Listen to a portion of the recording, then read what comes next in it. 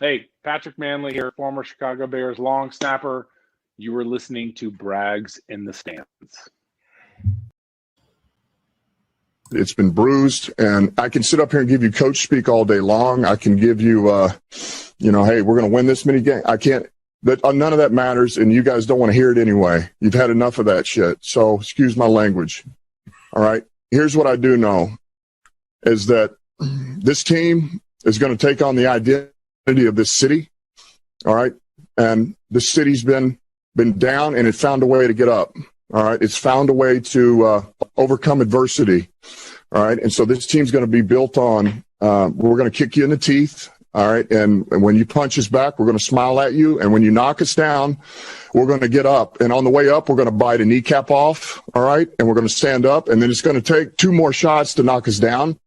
All right. And on the way up, we're going to take your other kneecap. And we're going to get up, and then it's going to take 3 shots to get us down. And when we do, we're going to take another hunk out of you. Before long, we're going to be the last one standing. All right, that's going to be the mentality. Now that's a head coach, Matt Nagy. Bears Lions, let's go.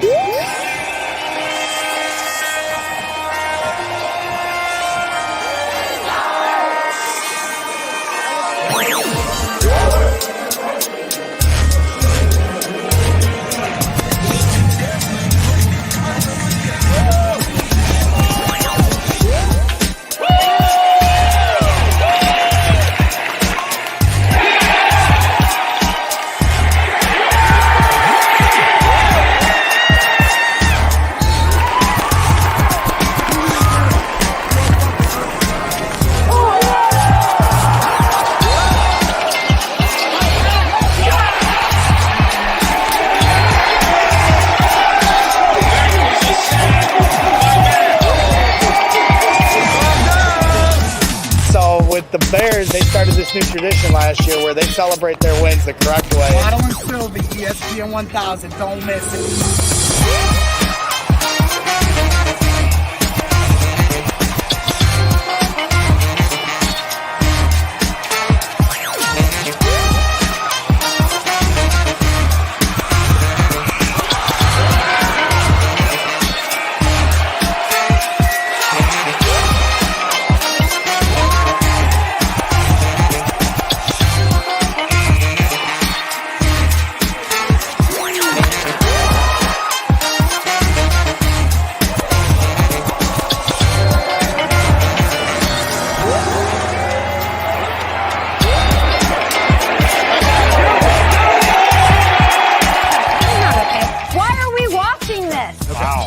I know what you mean. It's like their own Philly.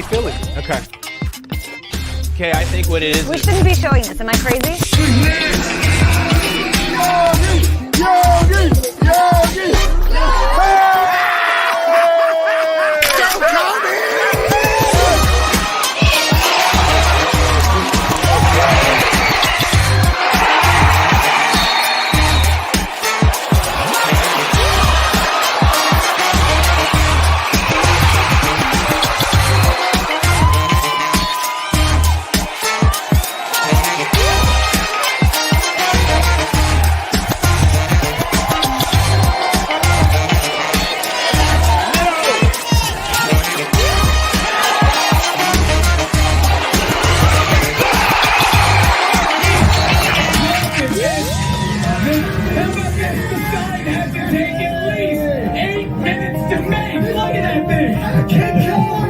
What a great sign that is. What have I told you? 17 minutes of rain would wash away 108 years of drought.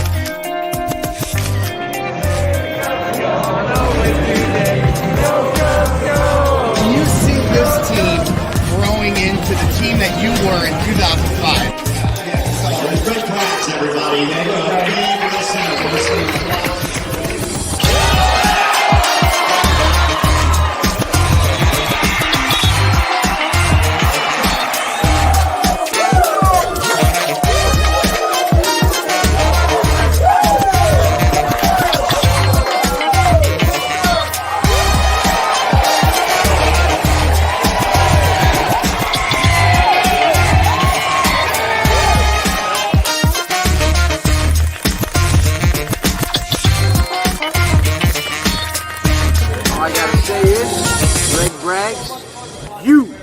are ridiculous.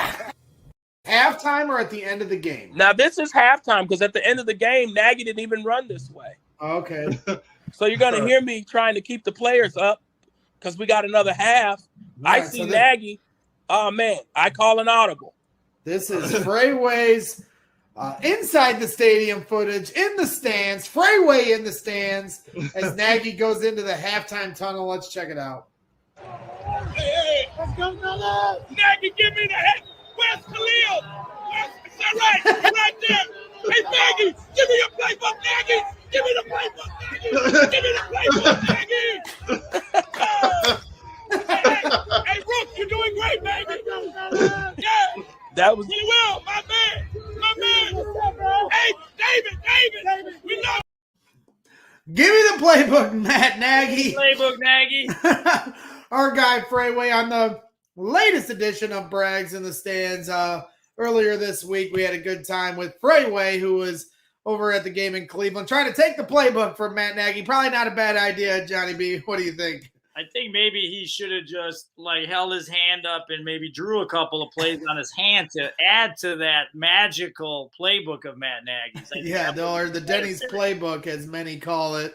It certainly is a nightmare, but not a nightmare over here at Brags in the Stands. We're back and better than ever. I'm your host, Gregory Braggs Jr., and this is my co-host and great friend, Duck Extraordinaire, gambling aficionado, a man that wears many hats, tennis, professional, all of those things. My guy, Johnny B. We'll be getting to his picks here later on in Johnny B for 3, but we're going to talk some football here first and have some fun with everybody. So, it's just been a whirlwind of a week, Johnny B.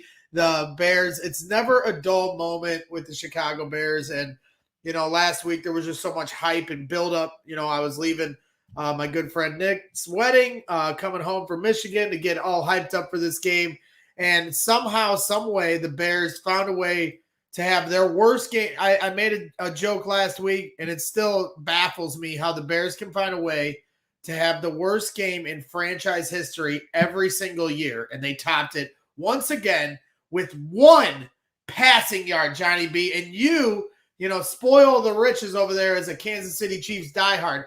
Could you ever imagine in your wildest dreams your Kansas City Chiefs passing for 1 passing yard in an NFL game in 2021? Well, I will tell you this. It is 2021, and that's like a stat before the forward pass was legal. I'll tell you, at the Johnny B world-famous sportsbook, which is in my living room, we had the Bears game on the West Side TV of the 65-incher. Of course, my Chiefs were on the 85-inch. And in the third quarter, about 5 minutes in, I had to turn it to another game. I couldn't even bear it anymore. I had a couple people that were watching, and they were kind of interested in the game, and they said, please just shut this off. So 1 yard in the modern passing NFL, I mean,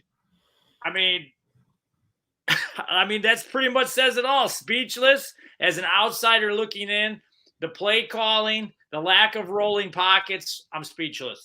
I'll tell you what has me speechless, and that's Van Helsing in the chat saying we're sleeping on Matt Nagy as a coach. That dude needs an extension ASAP. I'm assuming our boy Van Helsing is saying that a bit tongue-in-cheek because I'm definitely sleeping on him now, guys. Not spooning with him like our guy Will. We're not spooning, Will. We're sleeping on Matt Nagy because this guy has, we mentioned the Denny's menu, and there it is in all its glory. Justin, I don't know how confident he looks. I'm not sure at what point in the game this is last week, but searching for answers on that play sheet. And I guess the big question is, will Matt Nagy give up the playbook, as he did last year to Bill Lazor? And the Bears actually saw some success with that move. I know a lot of people will preface that by saying they played lesser talent to end last year, but it's always the get right game when the Lions come to town. The Lions certainly are no pushover, as they've played some pretty tough games. They lost on a 66-yard field goal last week to the call that set up that field goal. They had that last drive. There was definitely a missed call, which helped the Ravens get into position, and obviously they also converted, I believe, a 4th and 19 on that drive as well. So, I mean, they held Lamar Jackson to very few points. So, I mean, I don't think that's going to be a pushover game by any means. I know it's Detroit. I know the history is there, but I don't feel that's going to be a pushover game. Obviously, we have no idea who's playing quarterback for the Bears unless some miracle happened in the last couple hours that I didn't see they announced it. No, in fact, he came to the presser today, his Friday afternoon presser with the media, and he said it's still a game time decision. Andy Dalton is limited in practice all week. You know, there's been some video out there of their practices over at Hallis Hall. He doesn't look like he's as, flight of foot as maybe he was prior to the injury. Not that he has, I mean, he's got, okay wheels, certainly, more than I even gave him credit for, comparing him to Nick Foles as a statue. He's certainly no statue, but, no speedster like a Justin Fields. And, in the practice videos they showed, he doesn't look like he's 100%, but that's, reaching, when you're just looking at a video vantage point in that regard. But he's leaving it as a game time decision, maybe trying to play some, gamesmanship with the Lions. So they have to prepare for both quarterbacks. But at the end of the day, when you're only passing for 1 passing yard in a game in the week prior, I think, you're not fooling anyone at this point. And, it seems like Matt Nagy is pulling at every string he possibly can. And it's getting really bad for him. The fire Matt Nagy chants are getting louder and louder. Chubbs wants to know if I'm going to be chanting that on Sunday, and this is where it gets tough, Chubbs, we've gone back and forth many a times. How do you root for this team when you want certain things to take place? We talked, ad nauseum about, should I hope the Bears lose so Justin Fields gets in? Then it happens through injury. Now you're seeing some fans saying, well, I hope we lose to the Lions because then Matt Nagy could potentially be fired. Am I going to boo right out the gate? It's tough. As a fan, I'm going to the game. I'm assuming Justin Fields is going to start. I want Justin Fields to do well. And in that regard, I would want then Matt Nagy to do well for Justin Fields. I was as hyped as anyone last week. I picked him to win. How stupid does that look? I'm picking him again to win this week because I'm a sucker. In my heart, I'm a fan. With your heart. I mean, I get the luxury to pick with my heart a lot now since the Mahomes era. But, you can't pick like that. I was actually surprised that Matt Nagy didn't get fired. Like, I was really feeling it in my soul that he was going to get fired, even though they've never had a history of doing that. That's how bad a performance that was for the Bears. As someone like myself who watches almost every game every week and the highlights of the games and stuff like that, I have never seen anything like that, and I thought the axe was coming. And I'm feeling that if he does not win this game, that it could be it. I really feel that in my bones. A normal franchise would fire a coach after a game like that. Maybe it's reactionary because it was Justin Fields' first start, and they're throwing different things at the rookie.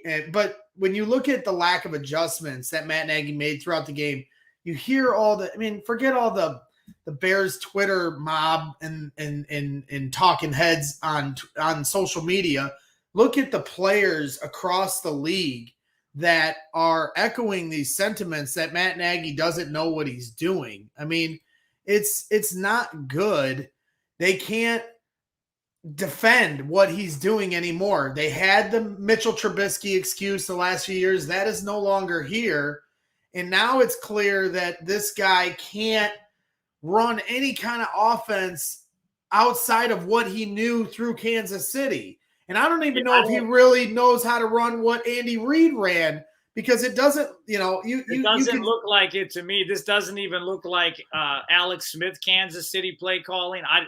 This offense is slow. It's slow developing.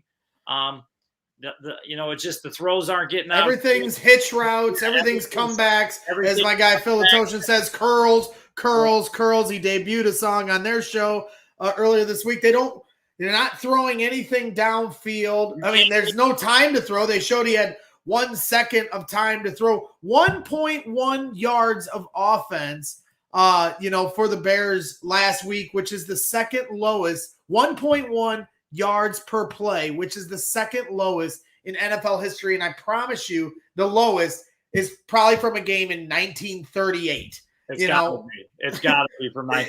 We're talking about the next generation of football. People are throwing 3 touchdown passes in their sleep, and the Bears can't seem to get a first down, which has been that way my entire life. I can remember when Rex Grossman came in for Kyle Orton the year before the Super Bowl in 2005, and he threw an 18-yard first down pass in the cold against Michael Vick, and Bears fans acted like it was the Messiah. They couldn't believe it. We'd never seen a first down pass, and we are literally back to that point with Matt Nagy's offense. And like I said, the Mitchell Trubisky excuse is no longer here. So, the hourglass, the sand is running out. Yeah, it's unfortunate. I mean, this is a professional coaching staff that you're supposed to have, that's supposed to have a plan, that's supposed to be able to make adjustments, in game, especially, at halftime coming out, and there's no adjustments being made. There's no excitement to it. There's no creativity. You can't get any pass interference calls down the field if you can't throw the ball, anything other than sideways and, like those little comeback routes. You're not going to get PI calls to help the chains move that way either. It's just very stale. It's very boring. And obviously you need time to throw. I get that, but you can throw a couple screens. You can use the run game. Right. Look at the Browns. Soften up the pass game. The Browns had a pass rush coming at them in the first half. They started throwing screens for big yardage in the second half. I haven't seen the Bears throw a successful screen since 2018 when they dumped one to Tariq Cohen for 60 yards against the Jets. They don't seem to know how to do it. We got Carmen Casino.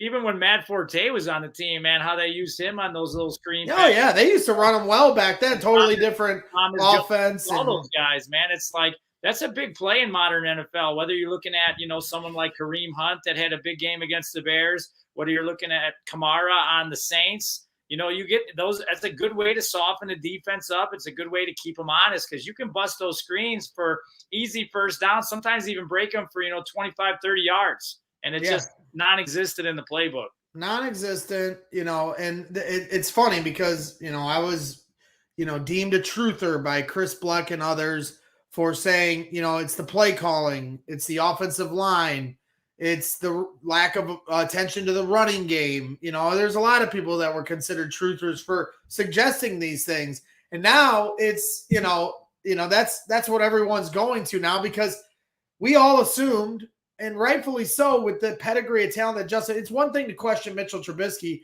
when he comes from, North Carolina, only started 1 year. And it's another thing when you talk about the pedigree of talent that Justin Fields has coming from Ohio State, a premier college football program, played in national championship, outplayed Trevor Lawrence for the majority of their career, even coming out of high school. And you see what Trevor Lawrence did last night against the Bengals, looking real sharp. I saw Chubbs put on Twitter earlier today, look how much time he's had with the ones, through practice, through the offseason. Yes, they haven't won a game yet this year, but would you be buying stock on Trevor Lawrence right now? I think most people would. And has it been pretty? Not 100%, but you can see the growth. Justin Fields and the Bears offense, you can't even see what he's capable of, because he can't get but 1 second to throw, because they haven't played together. Right. It's you saw Matt Nagy's comments before the Browns game last week. He's doing things in practice, with the ones that we didn't even know he could do. Well, that's because you never played him with the ones. It's not, it only doesn't take a rocket scientist to figure this out. And, is he going to have struggles? Yes, he's a rookie. He's got to learn the speed of the game. He's got to get comfortable with, these veteran players. But, it's as clear as day that Matt Nagy has fumbled this whole progression with Justin Fields. And it's been frustrating, to say the least. And as we said earlier, he hasn't named a quarterback to start this, to start for Sunday. And it was befuddling. And Matt says in the chat, props to Mark Potash, who we've had on this show, a great, a legend when it comes to Chicago Bears beat reporters, always asks poignant questions. And I actually have this one queued up. So props to Mark Potash, and we're going to give him props here on Brags in the Stand. And if there's some question about Dalton's health, whether he can play, why not just start Justin Fields and let Dalton get better so he's 100% next week? It just seems to show a lack of confidence in Fields, to start again, to make another start after last week. Right. No, I get all that, and that's not the case. Short and to the point for both the reporter and Matt Nagy, but it's a valid question. Why, if Andy Dalton isn't healthy, why not give him another game to get right after that abysmal performance? You're going to let him sit on that if indeed Andy Dalton was healthy enough to play and not let him redeem himself against the Lions. The only reason you would do that is because you have zero confidence that he can bounce back. And that's an indictment on the head coach as much as if you want to try to put that on the quarterback. Well, if you're really trying to build a team as well, if you have a starting quarterback, and it don't matter who it is, it doesn't matter if it's Tom Brady, it doesn't matter if it's Russell Wilson. You're only one play away from being to your backup quarterback in the NFL, and injuries happen. It's part of the game. So why are you not giving this kid some chances in training camp more and in some of the games, the preseason games, to have full go with the ones, get some chemistry, see what he's got, and have a lot more reps than he actually got. And then, of course, Dalton gets injured, and then here you are with no continuity. You got no reps, and now you're not sure what you have, and you're in the first quarter of the season, and it's looking dismal. I mean, why not give the guy some reps? Dalton is a veteran. You know what he can do. So let Fields get some reps with the one. I mean, unless you think that Dalton, if you're Matt Nagy, you think Andy Dalton gives you the best chance to win, you're still trying to make the playoffs, that would be his only reasoning behind that. I personally think, and a lot of different people agree with this assessment as well, Justin Fields gives them the best chance to win. But if you want to play devil's advocate, you want to play, a lot of people on Twitter always try to be the opposite of what the wave is going and say, hey, Justin Fields isn't ready, and Andy Dalton gives him the best chance to win. If that's the case, fine. But then your clock is ticking on that because you're already 1-2. If you lose to the Lions, it gets real ugly after that. You got the Raiders, and then the Packers, and then the Tampa Bay Buccaneers, and then the 49ers. Well, at that point, you start losing a lot of these games potentially. Then you have to go back to Justin Fields. Once the season is lost, then it's all about developing the kid. Unless you're saying he's so green he can't handle it, which A, I don't believe that's the case, and B, if you're too afraid to put him in like he's Mitch, then he isn't the guy. And we all don't believe that, we saw somebody say after the Browns game, and maybe it is a bit of hyperbole, but we saw people say if Patrick Mahomes was drafted by the Chicago Bears, he'd be Mitchell Trubisky right now. And it's like, it's hard to argue that. It sounds crazy when you consider the $500 million talent, but when you consider the variables, when you consider everything that's going on, the chaos that went around Mitch, and then when Justin comes in, it looked exactly the same chaos, the same problems, the same everything. It looked identical.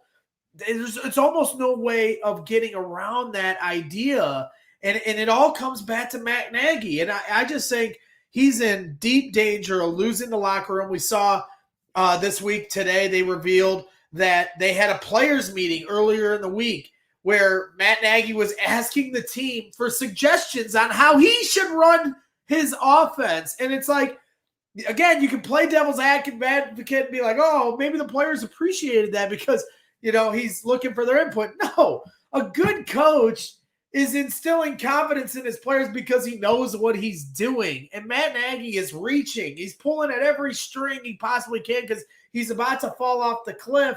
Now he's having a players meeting asking for their input on how to run this offense. And one of the guys that was as vocal about it apparently was Nick Foles, who is the third string quarterback, and nobody likes him in this town, after everything he, did last year. And, but at the same time, he has won a Super Bowl. He knows how it's done. And you saw him, go against the grain of what Matt Nagy thought is the correct way of running an offense last year. This year, he had some more comments in a press conference, kind of against Matt Nagy. And then in the game against the Browns, it got caught on TV where he's whispering to Andy Dalton going, this offense his offense just doesn't work. You can literally read it from his lips talking to Andy Dalton, who now, and Andy wasn't disagreeing. You didn't see Andy going, no, he was agreeing with him. And now he wants to put Andy Dalton back out there. It couldn't get any worse right now for Matt Nagy. And this is a must win for him. Obviously the Bears, need this win to get back to 2-2. I mean, the division itself isn't very good. The Packers squeaked away with a win. Now they moved to 2-1, so maybe they'll get going here, but it's still the division's within grasp if you wanted to still have your playoff hopes in this 17-game season. But the way that one passing yard to talk about the playoffs is silliness. It's truly silliness. Well, and you look at these other rookie quarterbacks that are starting in a little bit different situation, obviously, and none of them are lighting it up by any means. But, you're seeing flashes. You're seeing them learning. You're seeing the whole process go through. Like Lawrence had a couple really good plays last night, and he had them up early and, just couldn't hold on. Mac Jones has had a couple moments, and obviously Fields has only had the one chance really as a starter. And that's part of the process. Did anybody really think that the Bears were going to the Super Bowl with Andy Dalton? I doubt it. I doubt it. I mean, you never know. The defense gets hot. Maybe something happens. But, I mean, you're getting to the point now where it's getting danger zone with all those teams coming up, like you said. And, I mean, I think it's got to be, the Justin Fields show just to start getting that experience, start getting those reps, and you go from there. And, you can even go back to quarterbacks that have come in, like one that's coming off the top of my head is Troy Aikman. His first year was brutal, and obviously he had a very successful career. Peyton Manning, 30 interceptions his rookie season. And then they started to build a team around those guys, what they did well, whether 100% it's Marvin Harrison with Peyton Manning and Reggie Wayne and, Michael Irvin and Emmitt Smith, obviously in Dallas when they had that team. So you got to start figuring out what you got. And if you think it's the goods, then you got to start building around it. The Factor One said, I'll take the biting kneecaps guy over Matt Nagy. And at this point, it's hard to We're going to kick you in the teeth. All right. And when you punch us back, we're going to smile at you. And when you knock us down, we're going to get up. And on the way up, we're going to bite a kneecap off. All right. And we're going to stand up. And then it's going to take 2 more shots to knock us down. All right. And on the way up, we're going to take your other kneecap and we're going to get up. And then it's going to take 3 shots to get us down. And when we do, we're going to take another hunk out of you before.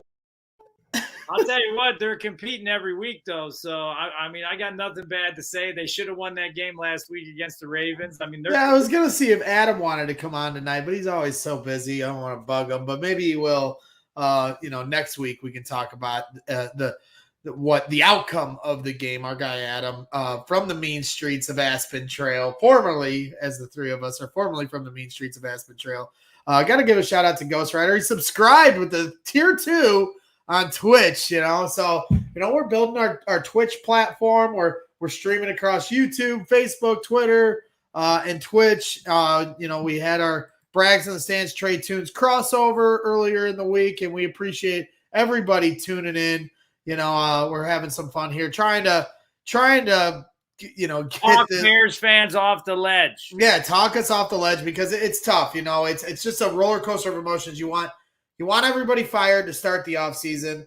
Then they get Justin Fields. Aaron Rodgers almost retires. It's always in the offseason that the Bears have their greatest feelings. And then training camp rolls around. Now we're not starting the kid, not giving him first team reps. Now we're getting uneasy. The roller coaster starts to go back down. Then he gets a play in the first game. He scores a touchdown. Yay. Then they get their asses whooped by the Rams. That sucks. Then they win. And their home opener against the Bengals, Fields comes in, makes a few nice plays, back up the roller coaster. Then the hype train for the Browns, and then comes crashing down. So that's why it's like what goes up must come down with the Bears. And, all weeks, it's a week-to-week league in the NFL. It certainly is a week-to-week league when it's the Chicago Bears. So I am picking them to win. I entered my pick just before we started the show to the Midway Minute with our guy Kevin Kadick, who I was going to have on today. Because, he does a lot of great work at the Midway Minute. And you should subscribe to that newsletter. Last year, when I first started to get to know Kevin on a personal basis, I had him on one of my previous podcasts on Shy Fans in the Stands, formerly known as, and he had done an article about the Bears potentially moving to Arlington Heights a whole year ago. And what caught my attention in that article was that you know, in the 90s, the Bears flirted with the idea of potentially going to Gary, Indiana, which is right down the street from where me and Johnny B live here in the region, the Chicagoland area, also known as the region of Northwest Indiana. And I was like, damn, the Bears could have been in the region. I could have been mayor of Bearstown. Like, let's go. And, you know, but Arlington Heights, easier commute too there for you. Real easy commute. Oh my goodness. I'm still trying to figure out how we can get them over there. But now the Bears have put in a huge bid and bought this land at Arlington Heights, you know, as we get off of Matt Nagy and what they're going to do against the Lions. We'll see what happens. But Arlington Heights has been all the talk of the week outside of Matt Nagy's struggles. And it seems like the Bears are getting ready to move from Soldier Field and move out all the way into the suburbs of Arlington Heights. You know, it's going to be an adjustment, you know, as a Bears fan that lives and breathes going to the games. I love Soldier Field. It's not a perfect place. It's, you know, the parking's tough, traffic's tough, seating's tough, getting in's tough, food amenities is tough, bathroom breaks are tough. None of it's great, but there isn't a bad seat in the house. It sounds like it's a horrible place. Once you get your butt in the seat, there isn't a bad seat in the house. You can be all the way upstairs and you can still enjoy what it's, you know, what I love about going to the game, the fever of the fans, being able to see the whole field. There's not a bad vantage. I've sat in every seat in that house, and there's not a bad seat in the house. But, you know, after going to some of the different stadiums over the last few years, you know, Lucas Oil being one, right down the street here in Indianapolis for the Colts Stadium. And then I did fly across the pond, you know, George, a.k.a. Barlissimo, the original Spooner, had me I flew all the way out to London for the Bears-Raiders game, you know, at Tottenham Hotspur Stadium, and Barlissimo was nice enough to take me to the game. That was the most incredible stadium experience I've ever had. It was unbelievable. It was one of the better games I've ever been to, even though the Bears lost. The Bears came back down 20 in the second half. It was just such a great game. The environment was insane. Once the stadium got filled up, you had fans. If you look, you know, in the picture below, there's fans of every team in that whole stadium. There was mostly Bears fans there because Bears fans travel well, whether it's in the USA or worldwide. But it was one of the greatest experiences I've ever had going to a game. And it was because the stadium was unbelievable. And the first thing I said when we went to the stadium was, I want one of these. And if you can't build it on the lakefront, then you got to move out to the suburbs. So be it. I'd love it for it to be in Gary, Indiana for bias purposes. But, you know, Arlington Heights has a lot to offer. Big plot of land. The Arlington Horse Racetrack is there right now. And, you know, they have an opportunity to build a casino, a hotel, parking lot amenities. You know, I've heard going to Kansas City Chiefs games is a great experience, you know, with the parking lots and the tailgate atmosphere. The Bears have a lot. It's called South Lot. It's crammed. They don't have lots surrounding the entire stadium. You know, what are your thoughts of the Bears' potential move? You've been to Soldier Field. What are your thoughts of the Bears' potential move and maybe building one of these state-of-the-art stadiums? Well, I've been to we're trying to go to all the stadiums. I've probably been to about 24, 25 different stadiums. A couple of them don't exist anymore because they were replaced by some newer stadiums like you're talking about. And it's not a matter of if, it's a matter of when. This is going to happen, and I'll tell you why. It's all about money, and that's what it is. And right now, Soldier Field, you know, they don't own the stadium, obviously. I believe the Park District owns it, if I'm correct, right? Soldier Field. And that's a problem. So it's all about money. What they're going to do is they're going to build an experience for the fans. Like you said, they're going to probably have a casino there. They're going to have all the bars, the restaurants, all the stuff to do, you know, for the family, whether you're, you know, a 10-year-old kid going to the first game or whether you're a 21-year-old guy just celebrating your 21st birthday, going to get some drinks and putting a couple dollars down on blackjack or making a sports bet on your favorite team. It's all about money, and they're going to make a lot of it. The Bears have a huge market being in Chicago. It's a football town, no matter what anybody says. And even though it's not going great right now with what's on the field, I kind of compare it to what's going on in Dallas. I had a chance to go to Jerry World a few years ago. Yep, same. I've been there as well. The stadium is crazy. It's in Arlington. It's not in downtown Dallas or anything like that. It looks like the Truman Show building. It's like a pimple on the earth. Like you can see it from space. And the practice facility that they have is an experience in itself with the practice fields, all the bars and restaurants. There's an area where you go on a Saturday. They have a huge movie screen up there where they got college football games on, and you can throw the ball around with your buddy or if you have a son or daughter. And it's just a total destination experience. And the Chicago's got the market. They got the market. They got the fans. And it's going to happen. I mean, it's going to happen. 100% going to happen. You mentioned college games. We got a couple big Hawkeye fans in the chat. Everyone's watching the Hawkeye game. It seems like they're up big. The Carcino family, Tal and Carmen, are big Hawkeye fans. I know Tal is a huge Hawkeye fan, so Iowa's up big right now, as it seems. And you're right, Johnny B. The Cowboy Stadium is unbelievable. Been to that. Indiana, the Colts Stadium, equally as beautiful. They call that like God's window or something. It's beautiful. Like, just look at Indianapolis, for instance. Obviously, you can call it whatever you want. You could call it the house that Peyton built. I get that. I understand that. But Indianapolis, is a small market, in retrospect to like Chicago or, like New York teams or, these bigger cities like LA. I mean, if you can get something like that built in Indianapolis, Indiana, there is no reason you can't have a destination in Chicago. Right. And I went to Indianapolis for the Super Bowl. I didn't go to the game. We just went for the village. They had the Super Bowl village. They shut down like blocks all around the whole city. They even it was like open container policy where you walk around with a drink like it was Mardi Gras. Right. And it was great. I ran into Lovie Smith, ran into Aaron Rodgers, was walking down the street getting shuffled through to do a bit for NBC. And I swear to God, this is a real story. Aaron Rodgers coming down the street and, everyone's yelling at him. I wasn't the only one, but I was like, Rodgers. And he looked over. I was like, boop. he did. We caught eyes and I gave it to him. I was very proud of that moment. We were very drunk.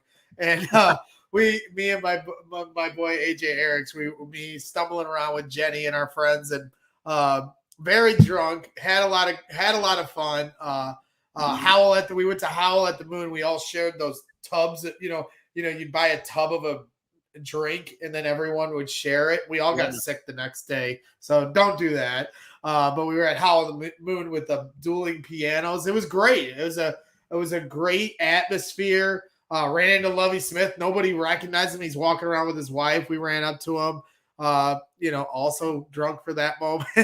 But it was just an amazing atmosphere. You got to do all the different interactive stuff that they had there, see all the different Super Bowl trophies and memorabilia. They had an auction for different things you could buy and just a lot of stuff going on. And that's just the stadium. And then the city surrounding it. Like you said, you could have like what they have at SoFi Stadium in LA, where it's like a village, parking lots, hotels, a casino, a sports book, where this could take it to the next level for the Bears. You go into Dallas. We were there for the Chiefs game, and it was a 3:25 start. It was a game of the week. So we go into the gates, you show your ticket, and when you walk in this area before you even get into the stadium part, there's a whole area set up with the huge screens and bars to hang out inside the property where you can watch the early games, have some drinks, get some food, and you can, check your fantasy football or if you got any bets going on, and you can hang out, watch games at Dallas Cowboys Stadium before you even go in to watch the game that you're there to go see. So it's just like one-stop shopping, baby. And it was a lot of fun. I had a lot of fun when I was there. Yeah. Our guy, Derek, in the chat, he said God's window. I'm pretty sure that's what they called it when I went to Indianapolis, so he could look in to watch the game. I'm not very religious, but that's what they called it. But a really cool vantage point, just a cool. I haven't even been there when the roof is open, and I've seen some people in the chat mention, as long as it has a retractable roof. I agree. Like Tottenham Hotspur Stadium, it did not. It had what they called a bird's nest, which was really interesting because it keeps the elements actually like off of like, see how it comes out a little bit? It keeps, if it rains, it doesn't fall on the stands and it just falls on the field, which was actually kind of ingenious. And it kind of, they call it the bird's nest. And, you know, at a halftime show was amazing. There's the fireworks getting set off at the top of it. You know, so I don't mind an open air stadium, you know, bear weather, whatever you want to call it. You know, the Packers, you know, they play at Lambeau Field. They pass the ball just fine, you know, in cold weather. Well, but if I had to pick, I'd want a retractable roof. You know, Minnesota doesn't even have a retractable roof. They have a beautiful stadium now and really cool glass windows. But for me, I'd want the option of being able to open or close the roof depending on the weather. That surprises me, Greg. That surprises me that you would want a stadium with a roof. Well, like because to me, it opens up opportunities. It does open up those opportunities. But for me, I always found myself not having as good a time when I'm in an indoor football stadium. Even though it's beautiful, it looks great. I mean, yeah, you can maybe host the Super Bowl, which is obviously the goal. You want to have that retractable roof in a bad weather area because the Super Bowl's in February. But is that really an advantage when you're going into a playoff game? I don't know. Like they say stuff like in Green Bay, you were just talking about the frozen tundra, and in Kansas City, even where the weather gets pretty cold. Those two fields I know have a coil system underneath the field. So the players aren't getting tackled on frozen ground anymore. No. So it might be cold outside, you know. And as we know at Soldier Field, the Parks district is in charge of the crappy field at Soldier Field. And if they had an open air stadium in Arlington Heights, yes, they would have those new technology, you know, underneath the field to keep it warm. I'm not opposed to that, but just when you consider you only get 8 home games a year. And if you have a retractable roof, that opens up the opportunity for concerts and WrestleMania, a lot of things that don't pertain to the Bears. Super Bowl, because, you know, while they did play the Super Bowl at the Giants Stadium, they got very lucky. Very lucky with the weather that weekend. It was actually beautiful the weekend of the Super Bowl in Indianapolis as well. So nice they could open up the roof. I don't think they did, but they could have. It was that nice that weekend. But you're not going to get that lucky in Chicago most times. Yeah. I want to have a Super Bowl in Chicago. So you got to have a retractable roof to even open up that opportunity. You know, as I said, WrestleMania, millions of different things that could happen. And if you're going to build a whole village of hotels and casinos and all this stuff, to build it and then only keep in mind the 8 home games. Granted, that should be first priority is the Bears home games. But here's where I think about the whole retractable roof thing. How come it's out of the possibility to open up the roof when it's cold out, when it's snowing? Like, it's your option, right? They never do that. But no one does it. But if I was the owner, I'd want a drainage system. Give me a drainage system. Make sure, because that's obviously, you know, if you have a retractable roof, you probably don't have the same kind of drainage system an open air stadium does. But I'd install that. And then when the Saints come to town in the NFC Championship, like they did in 2006, open that roof up if it's snowing, if that's what throws the Saints off and they can't handle it. The problem with that is because the fans that are spoiled will be like, oh my God, I can't believe they're going to open the roof up. We're going to have to wear our jackets. Hey, I'm the owner. I do what I want. That's what I tell you. Tough. Deal with it. You know, to me, that's where, why not? You know, it's your option. Some of the best times I've ever had at football games have been in some of the nastiest weather that makes the game memorable, whether it's, you know, I was in Jacksonville once watching the Chiefs and it was literally 100 degrees. We're dripping sweat. You know, Mahomes and the Cheetah were on fire, Sammy Watkins, or whether it's like those AFC championship game when, you know, when it's, you know, 18 degrees and you can see the steam coming out of your mouth.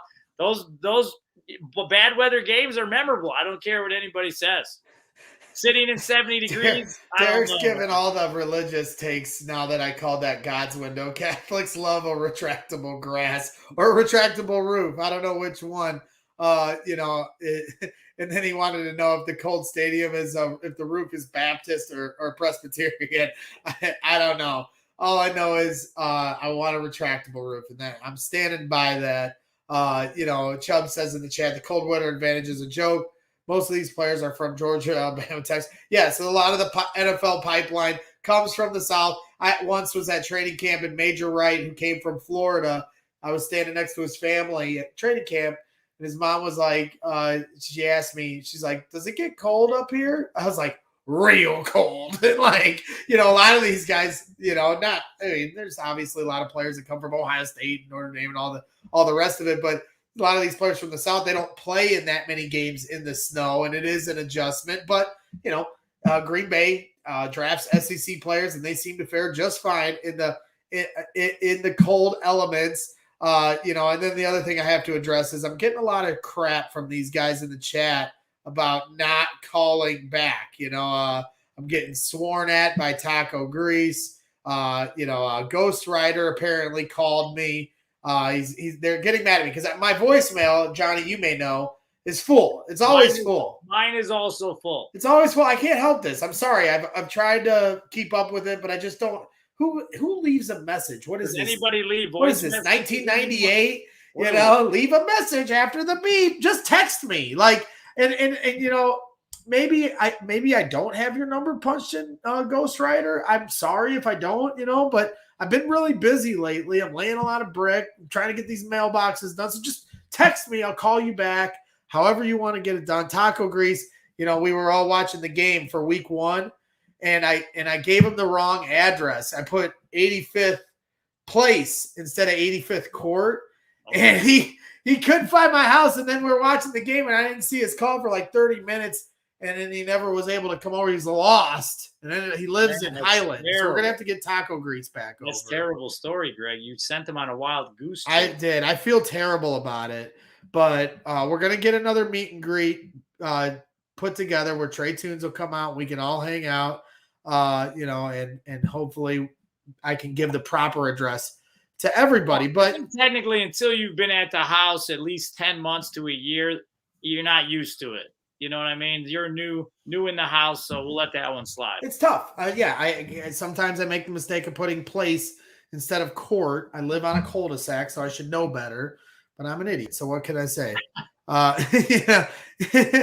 For someone who talks as much as Braggsy, you'd think he'd want to communicate. I do want to communicate. I love talking. I love talking on the phone more than I like texting. When people text me, I'll just call them because I'd prefer to talk on the phone and hear your voice and do it the old school way. Some people hate that, but it is what it is. I know the GPS failed me.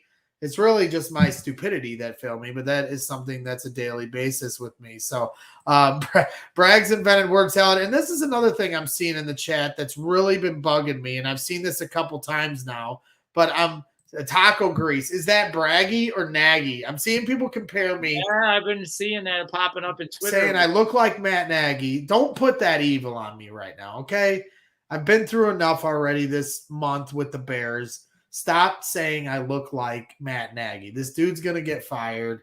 I don't want to be compared to him anymore. I liked him at first, but now I'm very mad at him. He's not doing a good job. What do you think, Johnny? I'm probably an idiot. Matt doesn't think he's an idiot, but do you think that I look like Matt Nagy? No, man. He always looks like he hasn't slept in about 5 years, Matt Nagy. I get plenty of sleep. When I was a kid, I used to be up all night and I had big bags under my eyes. But now I get my sleep in. I make sure I get my 8 in. I get very cranky if I don't get my 8 in. But stop comparing me to Matt Nagy. For those of you in the chat, everyone's enjoying the Iowa game. I'm seeing put on a visor. I don't have a bald head, so I got a head full of hair. It's turning gray because of our Chicago Bears, but I don't have a bald head.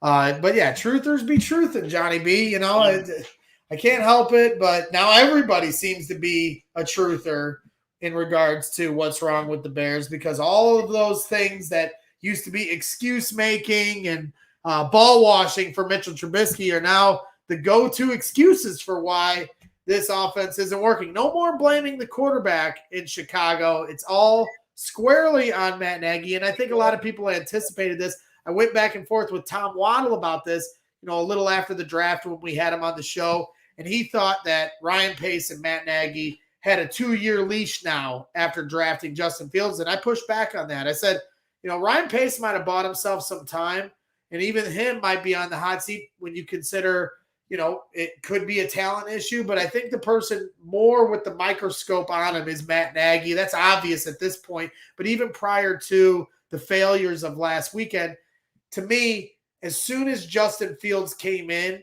he was going to have to show that he could do something with a talented young quarterback, because he's not Mitchell Trubisky. He's not a guy that has that lack of experience. Right. You saw that right out the gate. First game, it couldn't have been a worse start. I mean, you talk about the most talented quarterback prospect the Bears have ever drafted, and they won passing yard. I don't know how many times I muttered that to myself this week. 1 passing yard, the fewest by a Bears team since 1981.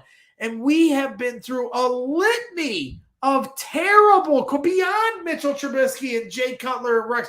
We have been through some of the Jay worst. Cutler ain't never thrown for no 1 yard, bro. No, hell no. He might throw 7 picks, but he ain't thrown for 1 yard. And we've been through some terrible quarterbacks. They used to pull out the whole list of quarterbacks in the era of Brett Favre and Aaron Rodgers, compared to the Packers and Bears. And the Bears find a way with this quarterback, this franchise talent, this dude that is going to take us to the next level, and found a way to achieve one of the most pitiful games I have ever seen in my entire life. I'm still not over it a week later. I don't know if I'll ever get over it unless they win by 40 points on Sunday. And even then, I might not be over it. I mean, I don't know what the Bears fans were expecting, but me putting the game on, and I have it on there on the side TV, and I'm like, can they just go max protect on the first play and let this guy just air it out the first play? Just, send Robinson or Mooney, a double move, and just let them air it out. First play of the Justin Fields starter era, and just go for it and max protect and see what happens. And of course, ain't it? Darnell Mooney, they have the fewest plays, 20-plus yards down the field. Again, another recipe that you used to go to when Mitchell Trubisky was the quarterback here. It's a recipe for disaster. It is, and it was the same thing. They'd say, oh, well, Mitch can't throw deep. Now we have this guy that can throw deep, and we're still not throwing for 20-plus yards. Darnell Mooney hasn't had one deep ball shot all year, basically. It's pathetic. It is pathetic, and I agree with Dark Sage here in the chat. The front office is definitely, as our guy Mark Silverman has said last year, it starts at the top. And Ted Phillips and George McCaskey are just as responsible for what is happening right now. Yeah, obviously, I have no idea what they're doing, as it's been said on every major media. Well, Ted Phillips isn't a football guy. I've suggested push Ted Phillips. He got the Soldier Field renovation approved, which isn't easy with all the red tape. When you consider the governmental procedures in Chicago, they got that approved to stay on the lakefront and put that alien spaceship in the middle. I don't mind it at Soldier Field. They kept the columns, and it is what it is. It's not the best stadium. It's one of the worst stadiums in the NFL by most fans' accounts. But I don't mind it personally. But it's our home, so maybe you just don't know any better. But maybe just push Ted Phillips to the side. Let him handle this new stadium. Everyone must go. Yeah, well, or just put – I don't even – we're calling for jobs. Everybody wants Matt Nagy fired. But I don't even – if you want to push Ted Phillips to the side and let him handle the stadium stuff, all the red tape that's going to be, put under that when moving to Arlington Heights and trying to figure out who's going to pay for it and all that stuff, fine. You can keep him. I don't care. Just keep him off the football decision-making. He's had his hands in some of the decisions between coaches and players. He was one of the guys that vetoed trading up for LaDainian Tomlinson way back in the day. Sylvie's told that story many times on his show. Yeah, they were the reason he was in the interview process for, hiring Mark Trestman over Bruce Arians, hiring Matt Nagy instead of Frank Reich or whoever. And so he's definitely a part of the process. Anyone that thinks he's not is fooling themselves. And then George McCaskey, the McCaskies aren't going anywhere until they want to sell the team. But, he's got to do a better job. Hire a president of football operations. I've suggested many times Peyton Manning. Hire him as president of football operations. You got this new stadium deal coming down the pike. Get him in here. Give him a share of the ownership of the team, a small percentage if that's what he wants. Minority stake. Yeah, minority stake. They've done that with someone in the past. His name's eluding me. Maybe Mo Bierman can help me in the chat. But they've done that before where they brought in a guy on the contingency that he gets a minority stake. If that's what Peyton Manning's looking for, you're seeing him on these Monday night games on the extra telecast, how intelligent. He's obviously extremely intelligent when it comes to the game of football. Look at his career. Yeah. And he's got the personality, the bravado, the moxie to, bring in the right guys. I'm looking for that Theo Epstein type that can come into a starving franchise like Theo did with the Cubs and bring us a championship home. And I don't know if Ted Phillips being at the front of this with George McCaskey is going to get that done. So I completely agree with our guy in the chat, that's suggesting the front office. They have just as much culpability in this as anybody else. I completely agree with that assessment. I obviously, have heartstrings. It's not about love the Bears too much. I've been to Soldier Field so many times. I just love it. It's my home. I know every nook and cranny. I know how to get where I'm going. It's a selfish thing. I'm the first one to say it. Get out of there and build a new stadium, state-of-the-art stadium. I want Tottenham. While I'm not bashing Soldier Field like the rest of them, but I'm more than happy to move out to a state-of-the-art stadium. Don't get it twisted. I want to bring. Tell you a little story about stadium relevancy to you, Greg. So you got this car, right? You really, really like the car. You got a lot of memories in the car. Exactly. But, you put a lot of money into it. It kind of broke down a little bit. I lost my virginity in that car. It started to let you down and all that. And all of a sudden, you run into a little luck. You get a little extra cash, and you get that brand new shiny car. It's only got a couple of miles on it. The best stereo system. And you know what happens? In 2 days, you never remember the old car. You feel the dump. It's hard to get in and out of. I mean, the people trying to get out to their cars or the bars, it's like the slowest people walking ever. Why does it take so long? I mean, come on. It's time to upgrade. I completely agree. And yes, I love that car. God damn it. But I am willing to give it up. Get out of my dreams. Get into my. After one game. Get out of my dreams. Get into my car. Wow. Karaoke brags. Karaoke brags. If Matt Nagy was going to do karaoke, what song do you think he would sing? That's a good question for the chat. I can't come up with one off the cuff. All right, chat. Johnny B's asking if Matt Nagy was to sing a karaoke song, what's his go-to song? What's his go-to to That's a good one. The crowd fired up. And while we Carmen coming in hot. I'm an Asshole by Dennis Leary. That's a good one. I've never heard of Sex Court. I'm a loser, baby, so why don't you kill me? Isn't that like by Beck or something? Is this Sex Court? I don't know. I like that one. That's a good one. I thought that's what you were singing. Oops, I did it again. There you I go. like your suggestion. I'm a loser, baby, so why don't you kill me? That's spot on. That's a good one. Oops, I did it again is a good one. That's a good one. I'm an Asshole is very funny. Good song by Dennis Leary. Chubbs with another analogy. We all love Soldier Field, Greg. All we are doing is being honest with her and telling her, yes, you look fat in that dress. Big Dollar Dave says, living on the edge. I don't know. At this point, I think we've fallen off the edge. Though, it means that there's something exciting happening at some point. I don't know. I've never heard of the song "Dumb It Down," Carmen. But the roof, Taco Grease says the roof is on fire. We don't have a roof. We might have one eventually. But maybe the roof at Hallis Hall is on fire. Yeah. I've been seeing, obviously this new punchline on Twitter is we will riot. If something happens, we will riot. I never knew you had so much riot anger in you, Greg. I thought that'd be more something for me, but I've I've been, kind of winning a lot lately. It just caught on, I did it once. Everybody was laughing, and then I just did a couple more. And now it's kind of taken on a life of its own. I got people tagging me, and anyone that says, if this doesn't happen, we will riot. They're like, Braggs, it's your line. Like, I didn't create this line, but it is starting to become a Braggs at the Stand staple here. I don't know if you know this song exists, and I know there's copyright and all this stuff, but there's a song by a band called 3 Days Grace called Riot, and it's Let's Start a Riot. Yep. A riot. That should be your opening song, man. You should get the approval to rock that out on the show. Yeah. Hey, we'll call them up because we are going to riot if they don't fire Matt Nagy.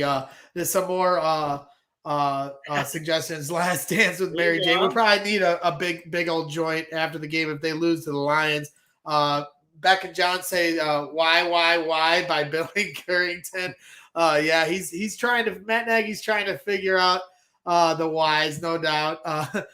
Kasim is a little parody song. All I do is lose, no matter what. I like We're getting them all flowing in.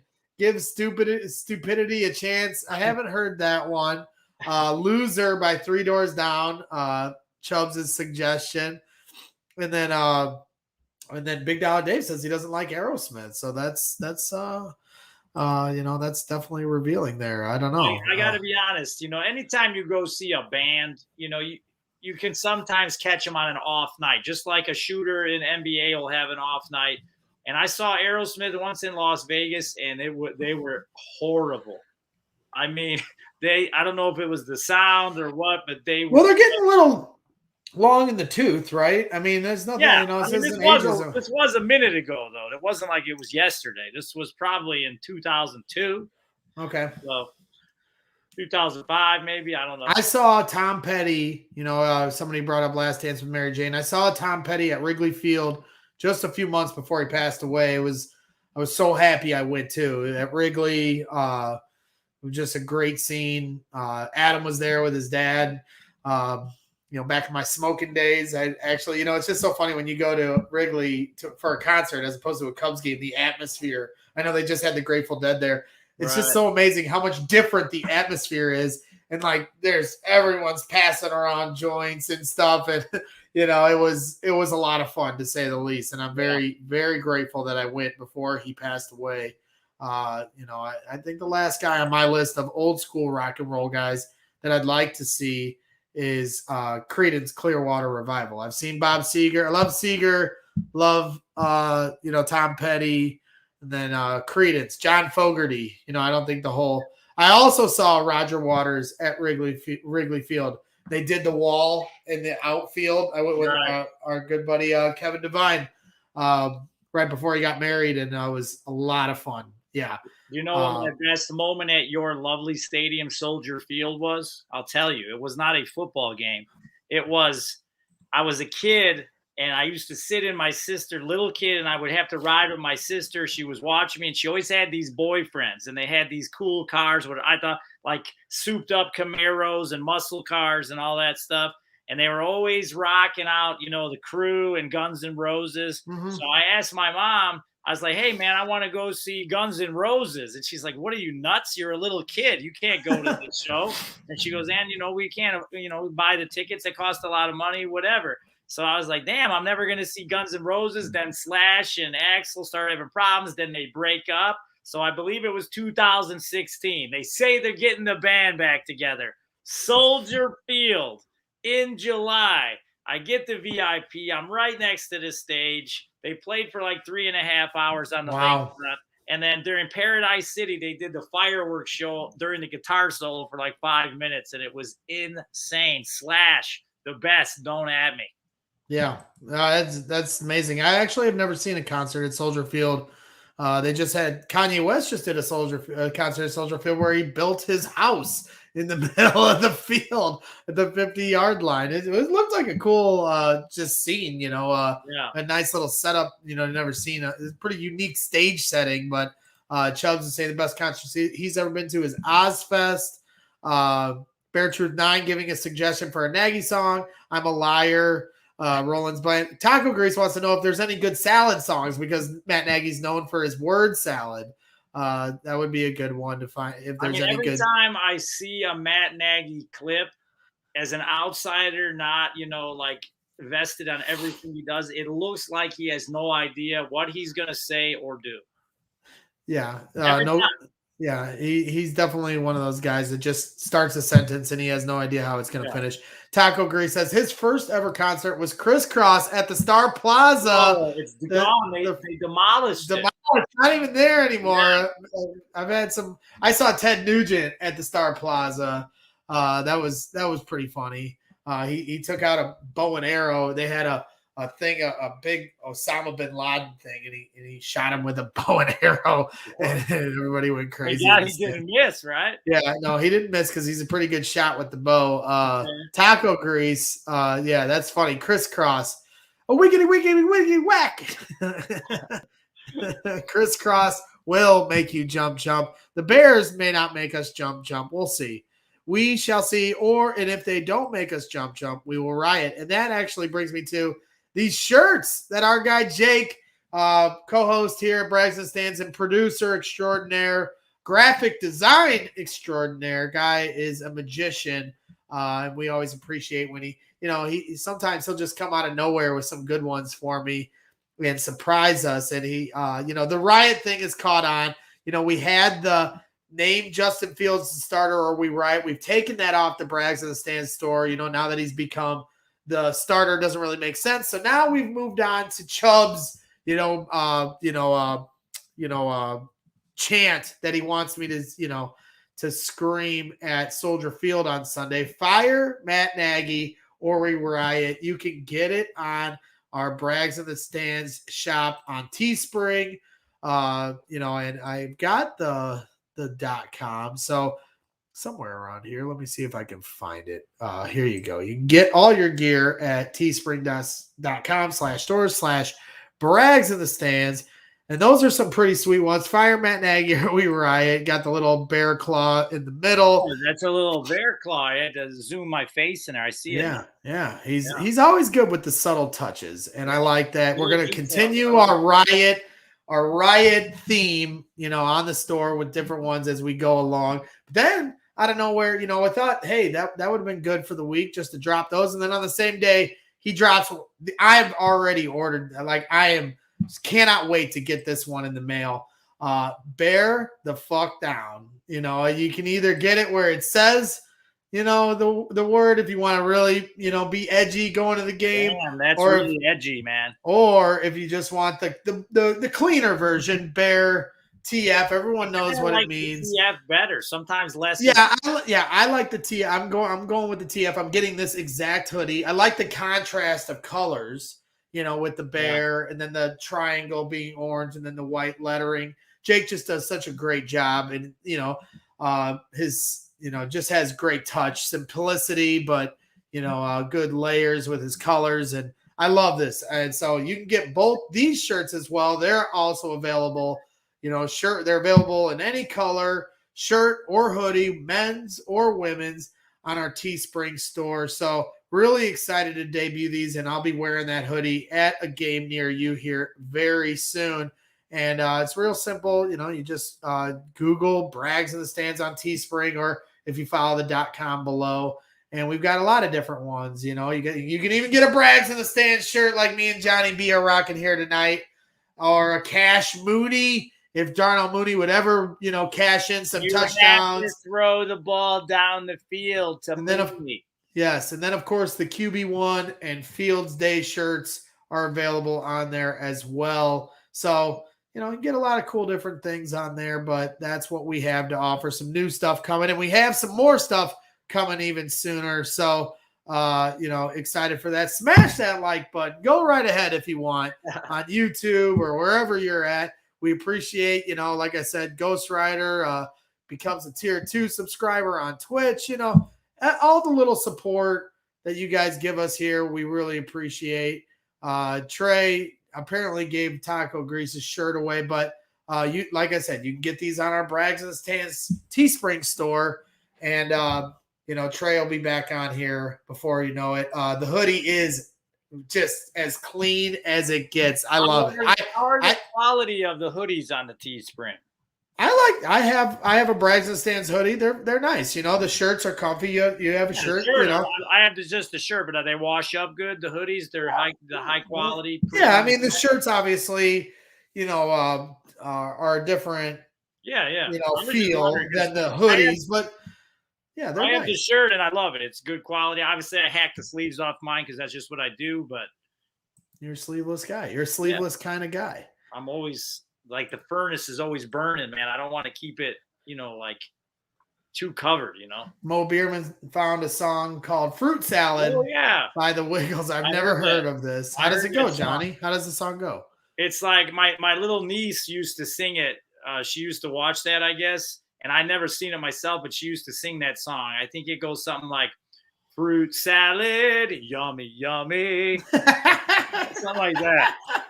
That's how she used to sing it. Kind of like the peanut butter. Yeah, it was kind of like a kid's thing, you know, but that's how she used to sing it. I'm assuming that's close. I don't know. Yeah. So, yeah, welcome to the show notes. Having some fun here on Brags in the Stands with my guy, Johnny B. Talking a little Bears, talking a little Arlington Heights Stadium. The chat's been all fired up about the Iowa game. And now we've been, you know, talking about what songs Matt Nagy would sing. If he was doing karaoke, what would be his go-to? And Carmen Carcino, who's had some good suggestions already. Word Salad by Annihilator, another song I've never heard. So I don't know, but certainly, And then the other big news, Nature Boy says, you know, a great show he went to was Up in Smoke Tour with Dre, Snoop, Eminem, Cube, plus more at the Allstate Arena. They just announced that Dre and Snoop and Eminem and Kendrick Lamar are going to be the halftime show for the Super Bowl, which I'm sure you're going to be at for the third year in a row because I know it. Because the Chiefs will be there. It's got my hotel already. I know everybody's like panicking because we turned the ball over a couple times and got screwed by the ref. Somebody asked in the chat, you know, how are you dealing with this start by the Chiefs? You know, what would be your response to this? I'll tell you this. I'd rather start slow and, you know, we've been turning the ball over, which is uncharacteristic, and we're still in every game even turning it over 4 times. So we clean that up. We got an extra game this year with the way the season shakes out. I'm 0% worried. I see a 10-game winning streak coming, maybe at least 9 out of 10 games, win 9 out of 10, something like that. Not worried at all. Andy Reid going to get his 100th victory this Sunday versus old team, the Eagles. And I'm not worried at all. All right. Well, there you go. I mean, I wouldn't be when you got Patrick Mahomes, you know, on your side. He's a guy that ain't never going to give up. I love everyone's panicking. He's got 9 touchdown passes, 1 touchdown run, and almost 1,000 yards. And everybody's like, he's had it. I love it. Yeah, Joe Motto in the chat. You know, welcome to Brags and Stands. Having some fun. We have fun on Twitter, but we also have fun on here when we can. You know, we're trying to get our wheels turning. You know, between me and Johnny and our schedule between work and going to games and all the different travel and everything else. Sometimes it's hard to stay consistent. Chubbs, once again, was busting my balls in the DM that I didn't schedule the tweet to announce what time we were going to start. So nobody ever knows when our shows are going to start. I kind of like it that way. I don't really, you know, maybe I'll get annoying, but it's like a mystery. It's a mystery. You know, sometimes I'll, you know, if we have a guest on, I'll try to promote it so people know when to tune in, you know, but you know, hey, you gotta be on your toes. You gotta be ready for this. So, you know, it is. So, you know, Nature Boy, appreciate the shout out. You know, again, we appreciate everybody's support here. Having fun. Bear Truth 9, always blitzing the house. And hopefully the Bears can blitz the house here this weekend and get back to, you know, maybe they're just going to do this win-loss like I feared and go 8-8. We shall see. But you can't go 8-8 anymore, Greg.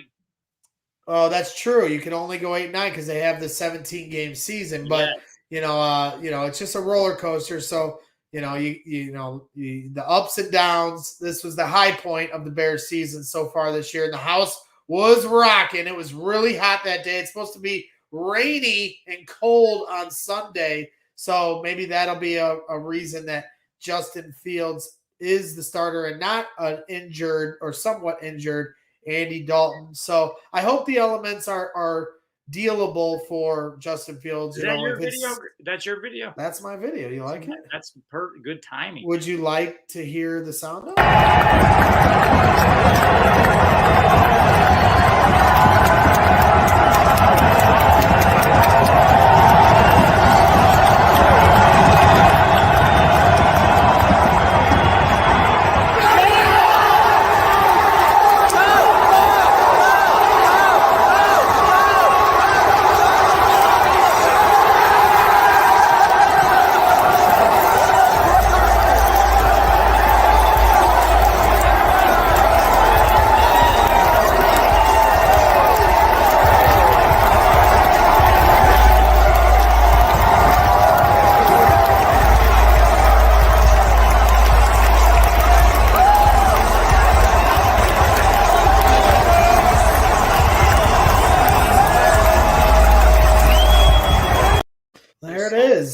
many good aspects of that video. I would have been yelling, "Let's fucking go," like 10 times, by the way. But the little corner of, like, I'm assuming that was like a defense sign on the right. And then at the end, the towel. Those are actually buddies of mine. They tailgate at the Chicago Bears tailgating club every week at the corner of Wabash and Cermak. And it was a great moment. Roquan Smith to the house, and then I lost them. Like, I didn't know where they went after he scored, and they were like underneath where the fans were kind of blocking my vantage point. Right.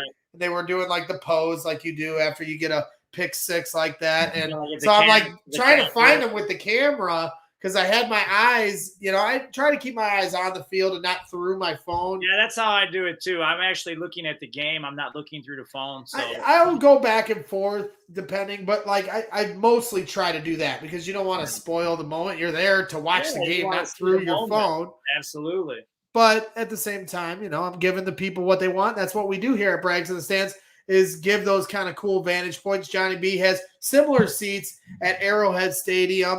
When are you going? You guys got a home game coming up? Feel like you haven't been there I in a will couple be weeks. there 1 week from Sunday on Sunday Night Football on NBC. Josh Allen comes to town, a repeat of the AFC Championships, which we absolutely destroyed them.